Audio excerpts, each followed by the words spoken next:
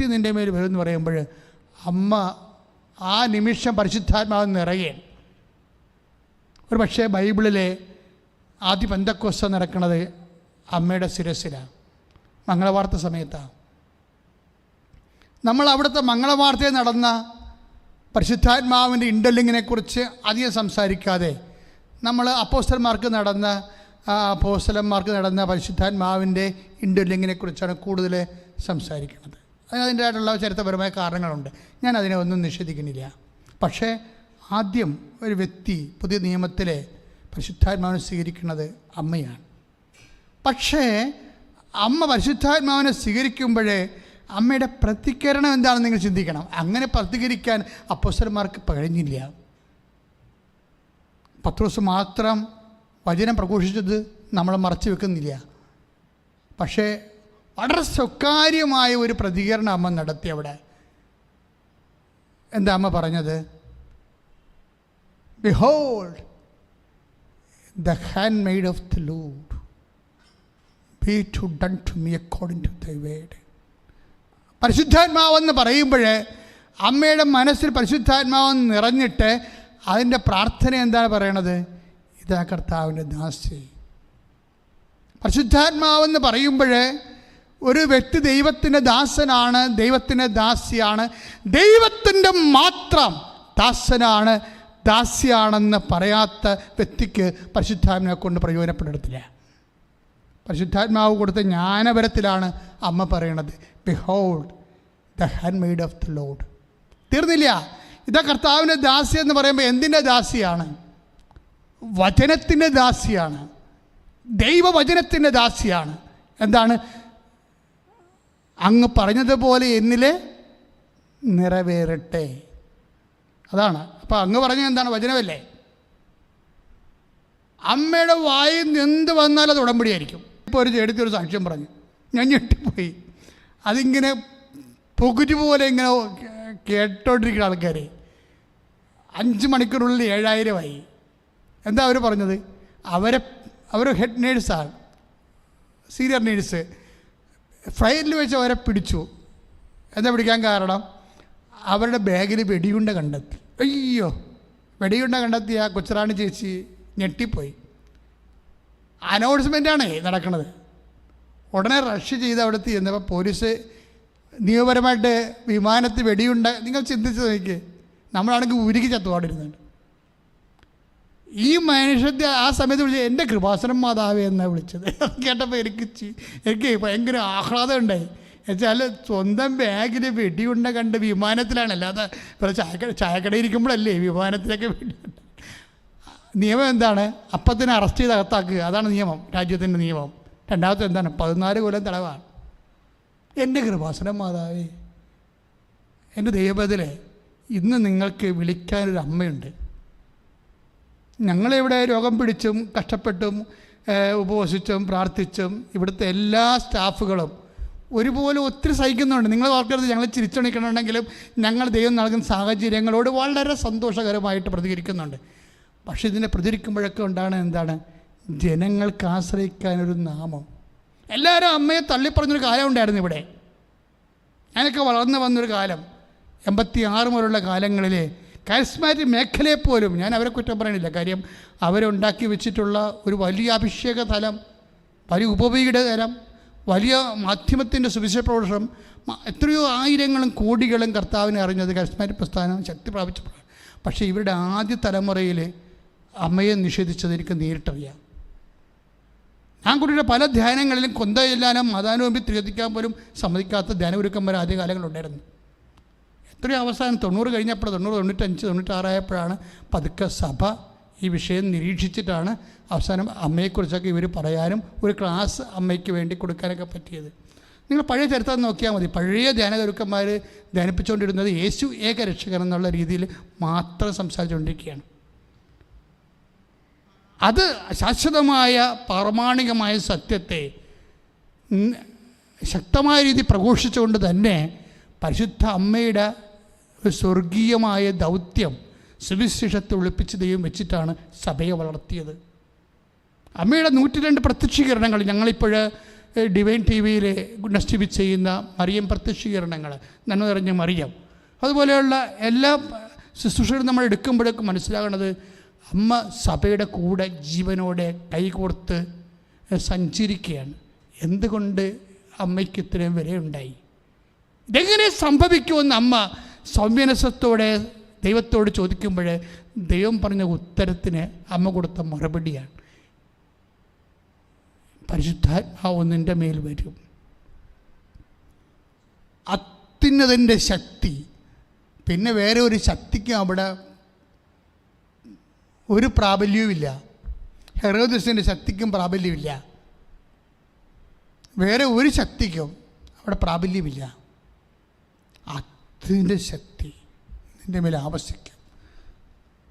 അപ്പോൾ അമ്മ പറഞ്ഞ വാക്കെന്താണ്? അത്യുന്നതൻ്റെ ശക്തിക്ക്, പരിശുദ്ധാത്മാവിന് ഞാൻ എന്നെ തന്നെ സമർപ്പിക്കുന്നു. അങ്ങ് പറഞ്ഞതുപോലെ എന്നിൽ നിറവേറട്ടെ. ദൈവത്തിൻ്റെ വചനം അതുപോലെ ജീവിതത്തിൽ നിറവേറട്ടെ എന്ന് പറയുന്നതാണ് ഉടമ്പടി. അതാണ് യോഹന്നാൻ്റെ സുവിശേഷം നമ്മൾ വായിക്കണത്. അവൻ പറഞ്ഞതുപോലെ ചെയ്യുക. എന്തില്ലായ്മ വന്നാലും, ഏത് തരത്തിലുള്ള വ്യത്യസ്തമായ പ്രതികൂല സാഹചര്യങ്ങളുണ്ടായാലും, കാലങ്ങൾ മാറി മാറി വന്നാലും, ഉടമ്പടി എന്ന് പറയുന്നത് ഒരു ജീവിതമാണ്, ഒരു സംസ്കാരമാണ്, ഒരു സ്വഭാവമാണ്. It's A commitment. Covenant is A commitment. അത് ജീവിതത്തിൻ്റെ അവസാനം വരെ മറിയത്തിൻ്റെ ഒപ്പം, വചനത്തോടൊപ്പം, മറിയത്തോടൊപ്പം. എന്തുകൊണ്ട് വി പ്രൊക്ലെയിം ദ മേരി? കാര്യം അവരാണ് പ്രകടരൂപം. വചനം സംസ്വീകരിച്ച, വചനം സ്വീകരിച്ച, പരിശുദ്ധാത്മാവിനെ ഏറ്റു ജീവിച്ച, അതിൻ്റെ നിലപാട്, പരിശുദ്ധാത്മേറ്റതിൻ്റെ നിലപാടുകൾ ജീവിതത്തിന് വ്യത്യസ്തമായ പ്രതികൂല സാഹചര്യങ്ങളെ പ്രതിഫലിപ്പിച്ചുകൊണ്ട് യേശുവിനെപ്പോലെ ശാന്തശീലയായി നിന്ന, തർക്കിക്കാതെ ബഹളം ഉണ്ടാക്കാതെ നിന്ന് ഹൃദയത്തിൽ സംഗ്രഹിച്ച ദൈവ പൈതൽ, അതിനേക്കാൾ വലിയ മാതൃകയുണ്ടോ നമുക്ക്? അതുകൊണ്ട് തന്നെ വചനം, കാര്യം എന്തുകൊണ്ടാണ്? യേശു പൂർണ്ണമായി ദൈവമാണ്, അമ്മ പൂർണ്ണമായ മനുഷ്യനാണ്. അതുകൊണ്ട് സ്വാഭാവികമായി നമുക്ക് എത്രയും പെട്ടെന്ന് നമുക്ക് എഴുതി യേശുവിനെ ദൈവമല്ലേ എന്ന് പറഞ്ഞുകൊണ്ട് വേണമെങ്കിൽ ചില ബുദ്ധിക്കിങ്കരന്മാർക്ക് എഴുതി തള്ളാം. ദൈവത്തിലൊക്കെ നടക്കും, നമ്മൾ മനുഷ്യരല്ലേ. പക്ഷേ അമ്മ ദൈവമല്ല, കംപ്ലീറ്റ് ഹ്യൂമനാണ്. പക്ഷേ പരിശുദ്ധാത്മാവ് നിറഞ്ഞാണ് അവർ ദൈവമാതാവായി മാറിയത്, തേകത്തോക്കസായി മാറിയത്. അതിന് അനാദി കാലം മുതലേ ദൈവം എടുത്ത തീരുമാനമുണ്ട്. അമലോത്ഭവം എന്ന അമ്മയുടെ ജന്മം ഉൾപ്പെടെയുള്ള ദൈവമാതൃത്വത്തിലേക്ക് അവളെ വിളിച്ച മനുഷ്യരക്ഷയുടെ ദൈവിക തീരുമാനമുണ്ട്. പക്ഷേ അതെന്ത് തീരുമാനമായാലും ആ തീരുമാനങ്ങളോടെല്ലാം ഫിയാത്ത്, ഇതാ കർത്താവിൻ്റെ ദാസി എന്ന് പറയാൻ, അത് കൃപയാണ് സഹോദരങ്ങളെ. കഴിഞ്ഞ ദിവസങ്ങളൊരു സംഭവം ഉണ്ടായി. ഞാൻ ആ ഒരു സംഭവത്തെ അനുസ്മരിച്ചുകൊണ്ട് ശുശ്രൂഷ രോഗശാന്തി പ്രാർത്ഥനയിലേക്ക് പ്രവേശിക്കാൻ ആഗ്രഹിക്കുകയും, എനിക്ക് ഭയങ്കര എന്നെ വല്ലാതെ വിഷമിപ്പിച്ച സംഭവം.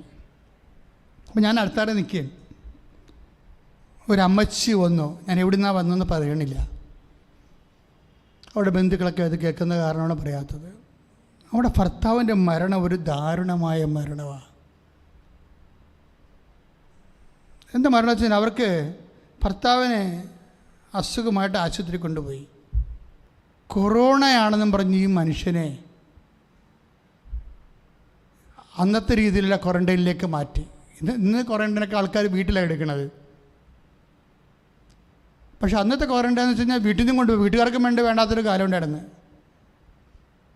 ഇപ്പോൾ വാക്സിനൊക്കെ എടുക്കണമെന്നില്ല, എല്ലാവരും വാക്സിൻ കൃത്യമായിട്ട് എടുക്കണം. അതുകൊണ്ടാണ് ഇപ്പോൾ ആൾക്കാർ കുറച്ചെങ്കിലുമൊക്കെ നമുക്കൊരു പൊതു ജീവിതം ഉള്ളത്. അനേകം മനുഷ്യരുടെ പ്രാർത്ഥന, കൃപാസനത്തിന് എന്തുമാത്രം പ്രാർത്ഥനകൾ നടന്നിട്ടുണ്ട് ഈ വാക്സിൻ കണ്ടുപിടിക്കാൻ വേണ്ടി. ലോകത്ത് ആരെങ്കിലും ദൈവം പ്രത്യേകമായി അഭിഷേകം ചെയ്യണമേ എന്ന്. കാര്യം പെട്ടെന്ന് വേണമല്ലോ, എമർജൻസി ആയിട്ട് വേണ്ട കാര്യമല്ലേ. ആൾക്കാരിങ്ങനെ മരിച്ചു കൂടിക്കൊണ്ടിരിക്കണം, അത് ഒരു കാലമല്ലേ. നമ്മൾ സൂക്ഷിക്കാനുള്ളത് ദൈവം ബുദ്ധിയും ബോധവും വിവേകവും മനുഷ്യന് കൊടുത്തിട്ടുണ്ട്. അത് അപ്പോഴപ്പോൾ വന്ന് ദൈവം ഇങ്ങനെ പറഞ്ഞുകൊണ്ടിരിക്കാനല്ല, നമ്മൾ തന്നെ സൂക്ഷിക്കാൻ വേണ്ടിയുള്ളതാണ്. ഞാൻ പറഞ്ഞു വരുന്നതിൻ്റെ വിഷയം, ഈ അപ്പച്ചൻ്റെ ബോഡി അവർ കത്തിച്ച് കളഞ്ഞു. വീട്ടിൽ നിന്ന് എങ്ങനെയാണ് പോയത്? വീട്ടിൽ നിന്ന് പോയത് അപ്പൻഡിക്സിൻ്റെ അസുഖമായിട്ട് പോയതാണ്. അപ്പൻഡിക്സിൻ്റെ അസുഖമായിട്ട് പോയ ആൾ ആ അമ്മച്ചി എന്നോട് കരഞ്ഞ് പറയണം, ഞാൻ അവസാനം കാണുമ്പോൾ ഞങ്ങൾ ആരും അടുപ്പിക്കുന്നില്ലായിരുന്നു വെച്ചാന്ന് പറയും.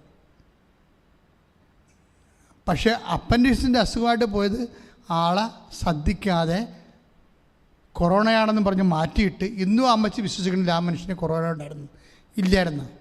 അത് വീട്ടിൽ ആർക്കും ഇല്ല. കാര്യം നല്ല എനർജറ്റിക് ആയിട്ടിരുന്നൊരു മനുഷ്യനല്ലേ, വളരെ ഹാപ്പി ആയിട്ടിരുന്നൊരു മനുഷ്യൻ. വയറിനൊരു വേദന ഉണ്ടായിരുന്നു, അതിനെ കൊണ്ട് കൊണ്ടുചെന്നതാണ്. പക്ഷെ കൊണ്ടുചെന്ന കൂട്ടത്തിൽ ആളെ തട്ടിക്കളഞ്ഞ് ക്വാറൻറ്റൈനിലേക്ക്. അവിടെ കിടന്ന ക്വാറൻറ്റൈനിൽ കിടന്ന രോഗികളുടെ രോഗങ്ങൾ പിടിച്ച് ആൾ കത്തിച്ച് കളയണ അവസ്ഥയിലായിപ്പോയി. അപ്പോൾ കാണാൻ പോലും പറ്റിയില്ലെന്ന് പറയുമ്പോഴേ ഞാനിങ്ങനെ ഈ ലോകത്തിൻ്റെ ഉപ്പ് തൂണ് പോലെ നിൽക്കണതും കേട്ടിട്ട് എനിക്കാണ് സഹിക്കാൻ പറ്റണില്ല. ഇങ്ങനെയൊക്കെ നടക്കണില്ല നമ്മുടെ ലോകത്തുനിന്ന്. അപ്പോൾ ഞാൻ നിങ്ങൾക്ക് പറയണമെങ്കിലേ, നിങ്ങളുടെ ഭർത്താവാണ് ഇങ്ങനെ നിങ്ങളോട് ചിരിച്ചുകൊണ്ട് ആശുപത്രിയിലോട്ട് പോയിട്ട് തിരിച്ച് കത്തിച്ച് പോയെന്ന് പറഞ്ഞാൽ നിങ്ങൾക്ക് എന്ത് തോന്നും? ഞാൻ കർത്താവിനോട് ചോദിച്ചു, കർത്താവ് വാട്ട് ഹാപ്പൻഡ്?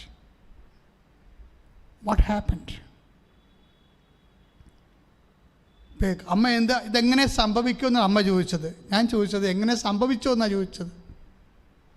രണ്ടും ചോദ്യം ഒന്ന് തന്നെ.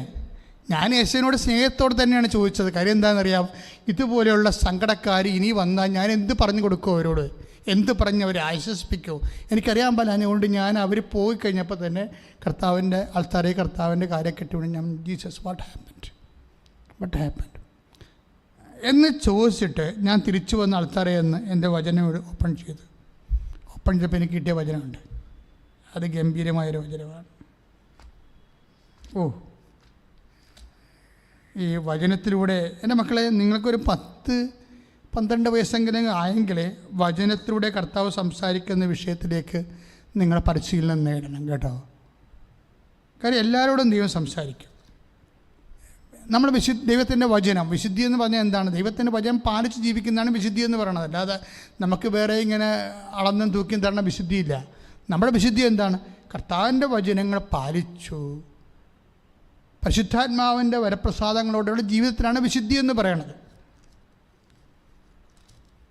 അതുകൊണ്ടാണ് എപ്പോഴും നിയമങ്ങളെ എപ്പോഴും പൗലോസ് അപ്പോസ്തലൻ കർക്കശമായിട്ട് എതിർക്കണത്. നിയമത്താലല്ല ഞാൻ നീതീകരിക്കപ്പെട്ടത്, കർത്താവിൻ്റെ വചനത്താലാണ്, വിശ്വാസത്താലാണെന്നൊക്കെ പറയണത്. എന്താണ്?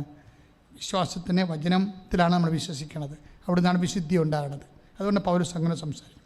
അപ്പോൾ എനിക്ക് കർത്താവ് എന്നോട് പറഞ്ഞത് 17:10 എന്താ 17:10 എന്ന് വന്നിരിക്കുന്നതെന്നറിയോ? അതായത് ഇതുപോലെ തന്നെ നിങ്ങളും കൽപ്പിക്കപ്പെട്ടെല്ലാം ചെയ്തതിന് ശേഷം ഞങ്ങൾ പ്രയോജനമില്ലാത്ത ദാസന്മാരാണ്, കടമ നിർവഹിക്കുക മാത്രമേ ചെയ്തിട്ടുള്ളൂ എന്ന് പറയുവിൻ. ഇത് വായിച്ചപ്പോൾ നിങ്ങൾക്ക് മനസ്സിലായി കാണത്തില്ല, പക്ഷേ എനിക്ക് പെട്ടെന്ന് മനസ്സിലായി. എന്താ കാര്യം? അതിൻ്റെ മുമ്പിലുള്ള കാര്യം പോവാണ്. ഇവർ കർത്താവ് എന്താ പറയണത്? Final end of the part 14 final chapter എങ്ങനെയാണ് അല്ലെങ്കിൽ എങ്ങനെയല്ല എന്നുള്ളത് ദൈവത്തിൻ്റെ തിരുസന്നിധിയിൽ വലിയ വിഷയമല്ല. ദൈവത്തിൻ്റെ വിഷയം എന്താണ്? കടമ നിർവഹിച്ചിട്ടുണ്ടോ ഇല്ലയോ? നീ ഇന്ന് ഭർത്താവിനെക്കുറിച്ച് നിലവിളിക്കുന്നു, അത് ശരിയാ. അല്ലെങ്കിൽ ഭാര്യയെക്കുറിച്ച് നിലവിളിക്കുന്നു, അത് ശരിയാ. നിൻ്റെ മക്കളെക്കുറിച്ച് നിലവിളിക്കുന്നു, അത് ശരിയാ. പക്ഷേ അല്ലെങ്കിൽ മാതാപിതാക്കന്മാരെക്കുറിച്ച് നിലവിളിക്കുന്നു, അത് ശരിയാ. പക്ഷേ ജീവിച്ചിരുന്നപ്പോൾ അവരോടുള്ള കടമ നിർവഹിച്ചിട്ടുണ്ടോ ഇല്ലയോ, അതിലാണ് നീ സങ്കടപ്പെടേണ്ടതെന്ന്. Praise the Lord.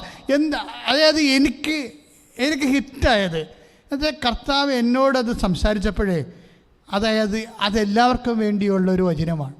അതായത് whatever happen to us in the last doesn't make anything. മറിച്ച് അവർ ജീവനോടെ ഇരുന്ന കാലത്ത് അവരോടുള്ള നമ്മുടെ കടമ നിർവഹിച്ചിട്ടുണ്ടോ ഇല്ലയോ. എന്താണ്? ഹെവി ടാസ്ക്കാണ്. ഉഴാനും ആട് മേയ്ക്കാനും പോയിട്ട് വരുന്ന ദാസൻ.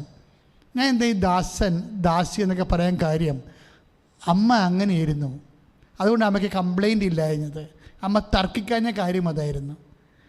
ഈശോയും തർക്കിക്കാഞ്ഞ കാര്യം ബേസിക്കായിട്ട് വേണ്ട ഒരു സെർവൻ്റ് ഓഫ് ഗോഡാണ്. ഈശോയും സെർവൻ്റായിരുന്നു, ദാസനായിരുന്നു. അമ്മയും ദാസിയായിരുന്നു. അതിന് ബേസിക്കായിട്ട് ഇവർ രണ്ടുപേരും ദാസനായിരുന്നു. എന്തിന് ദാസൻ? ദൈവത്തിൻ്റെ വചനങ്ങളോട്. ദൈവത്തിൻ്റെ വചനങ്ങൾ എന്താണ് നിന്നോട് പറഞ്ഞത്? നിൻ്റെ ഭർത്താവിനുള്ള കടമ എന്താണ്? ഭാര്യയുള്ള കടമ എന്താണ്? മക്കൾക്ക് മാതാപിതാക്കളുടെ കടമ എന്താണ് എന്ന് വചനം എന്ത് പറഞ്ഞു? അതനുസരിച്ചാണ് നീ ദാസിയാകുന്നതെങ്കിൽ അവർക്കാണ് പരിശുദ്ധാത്മാവിനെ ലഭിക്കണത്.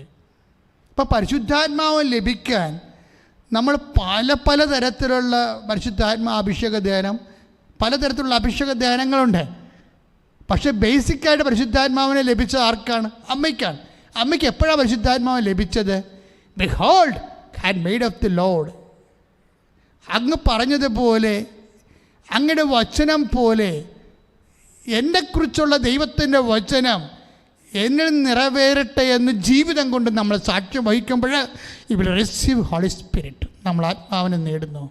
ആത്മാവിനെ നേടാനുള്ള എളുപ്പ വഴിയും അമ്മ തന്നെയാണ്. And Mary is a short heart for the anointment holy spirit. അമ്മ ഒരു കുറുക്ക് വഴിയാണ് ആത്മാവിനെ അഭിഷേകം സ്വീകരിക്കാൻ. എങ്ങനെയാണ്? എൻ്റെ വചനം കേട്ടിട്ട് എൻ്റെ ഭർത്താവിൻ്റെ അതിദാരുണമായ മരണത്തെക്കുറിച്ച് പോലും ദൈവം പറഞ്ഞത് എന്താണ്? എങ്ങനെ സംഭവിക്കാം മനുഷ്യൻ ഈ ഭൂമിയിൽ?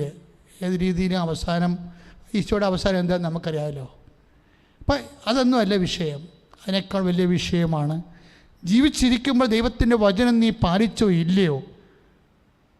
Behold the handmaid of the Lord, be to done to me according to thy word. നിൻ്റെ വചനം പോലെയാണോ ഞാൻ ജീവിച്ചെങ്കിൽ നിനക്ക് പരിശുദ്ധാത്മാവ് നിൻ്റെ മേൽ വരും. അത്യുന്നതൻ്റെ ശക്തി നിന്നെ പ്രവർത്തിക്കും. അത്യുന്നതൻ്റെ ശക്തി പ്രവർത്തിച്ച വ്യക്തികൾ എൻ്റെ നിർമ്മലൻ അഴിഞ്ഞു പോകാൻ അനുവദിക്കില്ലെന്ന് നമ്മൾ വായിച്ചില്ലേ? ഐശയ്യായുടെ വചനങ്ങളിൽ 53:12 നമ്മൾ വായിച്ചില്ലേ? എൻ്റെ നിർമ്മലൻ അഴിഞ്ഞു പോകാൻ അനുവദിക്കത്തില്ല. സങ്കീർത്തനങ്ങളിലുണ്ട് ആ രീതിയിൽ. എന്ന് വെച്ച് കഴിഞ്ഞാൽ നിത്യതയാണ് പരിശുദ്ധാത്മാവിൻ്റെ ഏറ്റവും വലിയ the fruit of the holy spirit is ultimately the heaven. പരിശുദ്ധാത്മാവിൻ്റെ ഫലം എന്ന് പറയുമ്പോഴേ നമ്മൾ സ്നേഹക്ഷമ, ദയ, നന്മ, വിശ്വസ്ത, ആനന്ദം എന്ന് പറഞ്ഞാൽ ഈ ആനന്ദം എന്ന് പറഞ്ഞാൽ എന്താണെന്ന് അറിയാവോ? നിത്യാനന്ദമാണ്. ആനന്ദം എന്ന് പറഞ്ഞാൽ എന്താണ്? സന്തോഷം എന്ന് പറഞ്ഞാൽ അടിച്ചുപൊളിയാണ്. ക്രിസ്മസിന് കുറേ ആൾക്കാരെ അടിച്ചു പൊളിച്ചില്ലേ? അതാണ്. അത് പെട്ടെന്ന് കെട്ടുപോവുകയും ചെയ്യും. ആനന്ദം എന്ന് പറഞ്ഞാൽ എന്താ? അവൻ ആത്മാവിൽ ആനന്ദിച്ചു. ആത്മാവിനോട് ബന്ധപ്പെട്ട കാര്യമാണ്. അത് പരിശുദ്ധാത്മാവിൻ്റെ ഫലമാണ്. അത് നിത്യ വരെ നമ്മൾ എത്തിക്കുന്ന നിത്യതയുടെ അച്ചാരം മാത്രമല്ല, അതിൻ്റെ ഓഹരിയാണ്. നിത്യതയുടെ ഓഹരിയാണ് പരിശുദ്ധാത്മാവ്. അതിനെ നിലനിർത്താനും വളർത്താനുമുള്ള നിലപാടെന്ന് പറയണത് ദൈവത്തിൻ്റെ വചനത്തിൽ അമ്മയെപ്പോലെ ദാസ്യത്വത്തിനായി സമർപ്പിക്കുകയും ജീവിതത്തിൽ കടമ ദൈവത്തിൻ്റെ അനുസ്മരിച്ചു കൊണ്ടുള്ള കടമ സഹജീവികളോട് നിറവേറ്റുകയും ചെയ്യുമ്പോഴാണ് പരിശുദ്ധാത്മാവിൽ നമ്മൾ പൂർണ്ണമായും നിറയണത്. ശ്രുതികടെ ഹല്ലേലൂയ.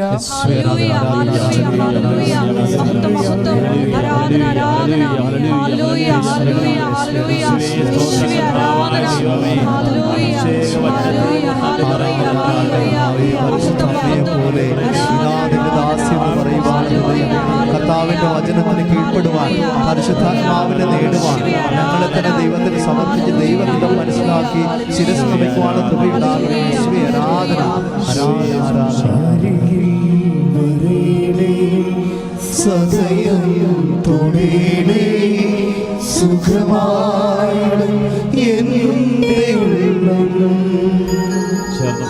അരികിൽ വരേണേ സദയം തൊടേണേ സുഖമായി എന്റെ ഉള്ളം. പരിശുദ്ധ പരമദിവ്യകാരുണ്യത്തിന് പ്രിയമുള്ളവരെ, രോഗസൗഖ്യ പ്രാർത്ഥനയുടെ സമയമാണ്. കഴിഞ്ഞ ദിവസങ്ങളിൽ ഒരു സാക്ഷിയുടെ ഒരധ്യായം പറഞ്ഞത്, അദ്ദേഹം ഇപ്പോഴ് നടുവേദനയായിട്ട് വർഷങ്ങളോളം കിടപ്പിലായിരുന്നു.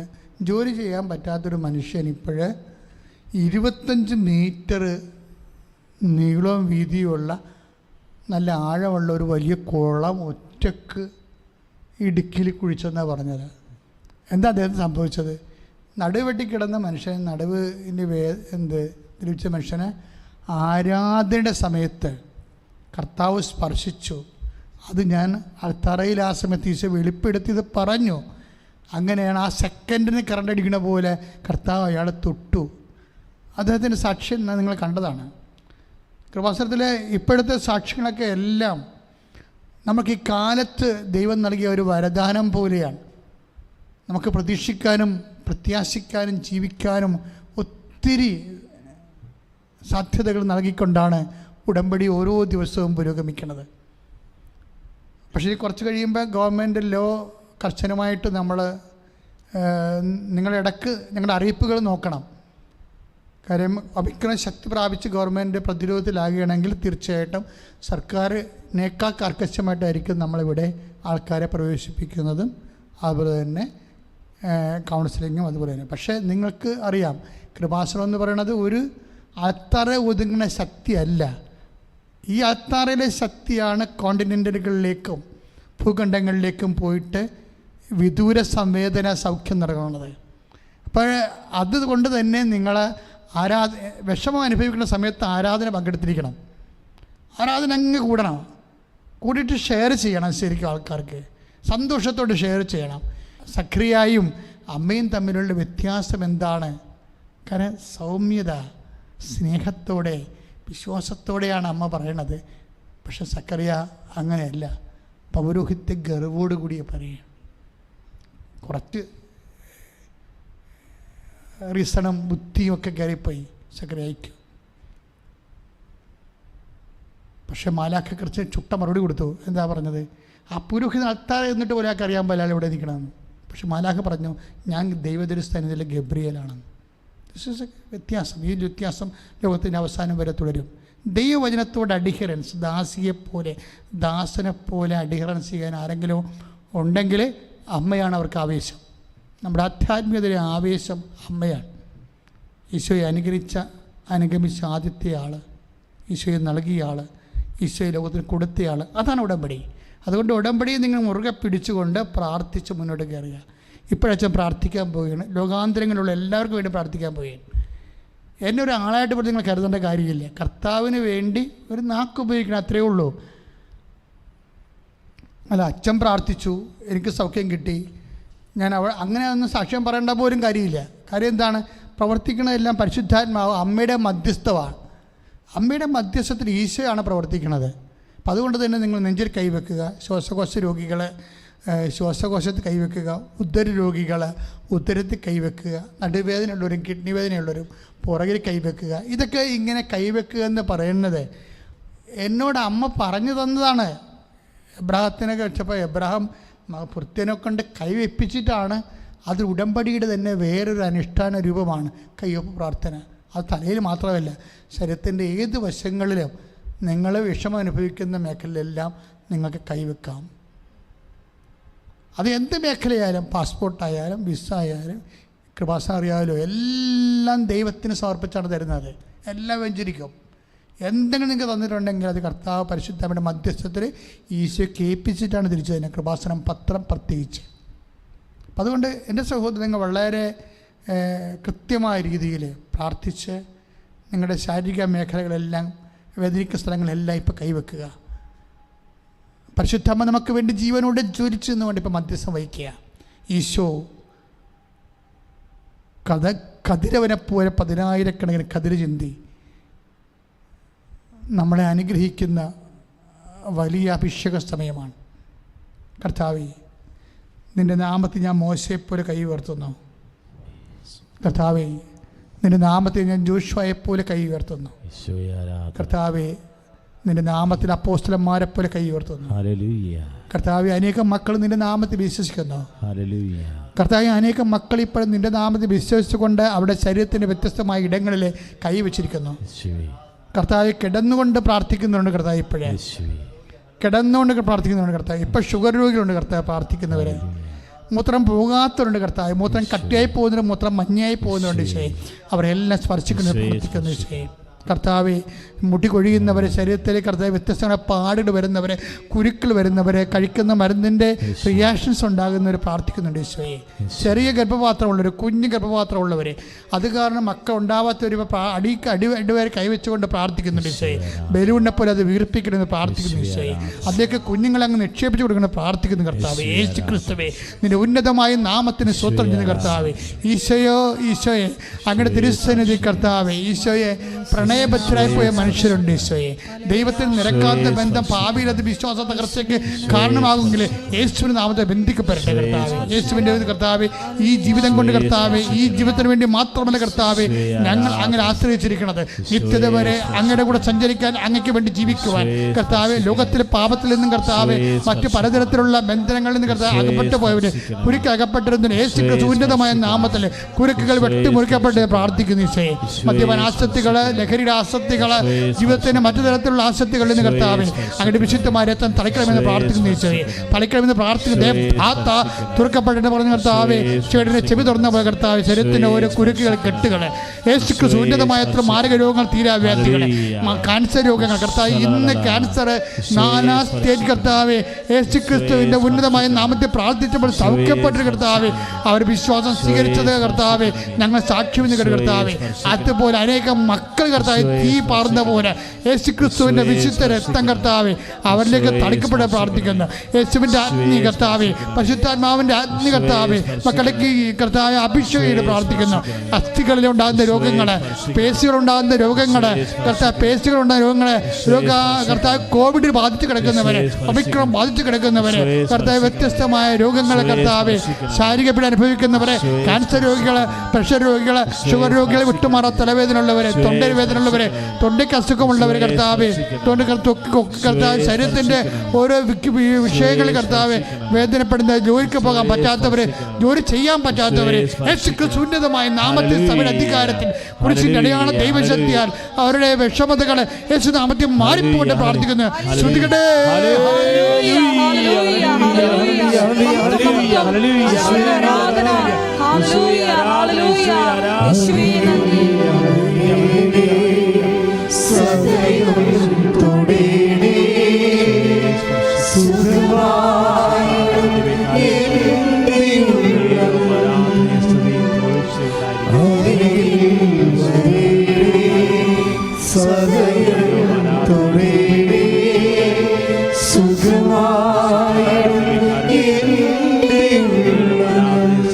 പരിശുദ്ധ പരമദിവ്യകാരുണ്യത്തിന്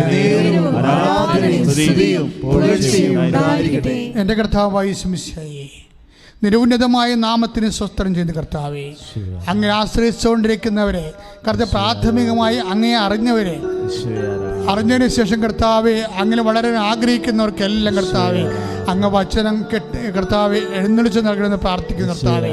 അവർക്ക് വചനം കൊടുക്കണമേ കർത്താവെ. ഈശോയെ പ്രിലിമിനറി വിശ്വാസത്തിലിരിക്കുന്നവരെല്ലാം നീ ഏറ്റെടുക്കണമെന്ന് പ്രാർത്ഥിച്ചേ കർത്താവ്. അവരെ അനുഗ്രഹിക്കുന്ന കർത്താവെ. സ്രാവ രോഗികളെല്ലാം സമർപ്പിച്ച് പ്രാർത്ഥിക്കുന്നു. രക്തസാര രോഗികളെ, മൂത്രം വിട്ടുവിട്ട് പോകുന്നത്, മൊത്തം നിയന്ത്രണമില്ലാതെ പോകുന്നത്, മലം നിയന്ത്രണമില്ലാതെ പോകുന്നവരെ കർത്താവെ, പല സ്ഥലങ്ങളിൽ നിന്നും പഴുപ്പുകളും കർത്താവ്, ചെവികളിൽ നിന്ന് പഴുപ്പ് പോകുന്നവരെ, തൊണ്ടവേദന രോഗമുള്ളവരെ കർത്താവ്, ശരീരത്തിൽ മുഴയുള്ളവരെ എല്ലാവരും നീ ആശ്രയിച്ച് പ്രാർത്ഥിക്കുന്ന കർത്താവ്. ഈശോ ജോലി ഇല്ലാത്തവർ, ജോലിക്ക് വേണ്ടി അന്വേഷിക്കുന്നവർ, ജോലിക്ക് വേണ്ടി പോകുന്നവരെ, ജോലി കർത്താവ്, ജോലി സംബന്ധമായ വിഷയങ്ങൾ ടെസ്റ്റ് ചെയ്യുന്നവരെ, ഇന്റർവ്യൂ എഴുതുന്നവരെ, നൈപുണ്യ പരീക്ഷകൾ, മത്സര പരീക്ഷകൾ, യോഗ്യതാ പരീക്ഷകളെല്ലാം എഴുതുന്നവരെ കർത്താവ് അങ്ങ് സ്പർശിക്കണം പ്രാർത്ഥിക്കുന്നത്. ഇതിനെല്ലാം വേണ്ടി ഉടമ്പടി എടുത്തവരെ, ഉടമ്പടി എടുക്കാൻ പോകുന്നവർ കർത്താവ് അവരെല്ലാം സാക്ഷികളാക്കി മാറ്റണമെന്ന് പ്രാർത്ഥിക്കുന്നു. ഇത് കർത്താവ്, സാമ്പത്തികമായ തകർച്ചകൾ, വരുമാന മാർഗമില്ലാത്തവർ കർത്താവ്, വഴിയില്ലാത്തവർ, വീടില്ലാത്തവരെ കർത്താവ്, നടന്ന വഴികളിൽ എപ്പോഴും കലഹങ്ങളും സംഘർഷങ്ങളും സംഘട്ടനങ്ങളും ഉണ്ടായിട്ട് കർത്താവ്, കേസ് അകപ്പെട്ടിരിക്കുന്നവരെ എല്ലാവരെയും വിടുവിക്കണമെന്ന് പ്രാർത്ഥിക്കുന്നു. ജീവിത പങ്കാളി കർത്താവ്, കുടുംബത്തിലുള്ളവർ, വരുമാന മാർഗമുള്ളവർ കർത്താവ്, അകപ്പെട്ടു പോയിരിക്കുന്ന അവസ്ഥകളിൽ കർത്താവ്, കടമെടുത്ത് കഴിയുന്ന കുടുംബങ്ങളെ നീ ഏറ്റെടുക്കണമെന്ന് പ്രാർത്ഥിക്കുന്നു കർത്താവ്. മക്കളെ കർത്താവ്, മക്കൾ ദൈവവിശ്വാസം കുറഞ്ഞു പോയവരെ, ദൈവവിശ്വാസം നഷ്ടപ്പെട്ടുകൊണ്ടിരിക്കുന്നവരെ കർത്താവ്, അവരെ ഏറ്റെടുക്കാൻ പ്രാർത്ഥിക്കുന്നു. വിവാഹ തടസ്സങ്ങളെ കർത്താവ്, അവരെ സ്പർശിക്കണമെന്ന് പ്രാർത്ഥിക്കുന്നു കർത്താവ്.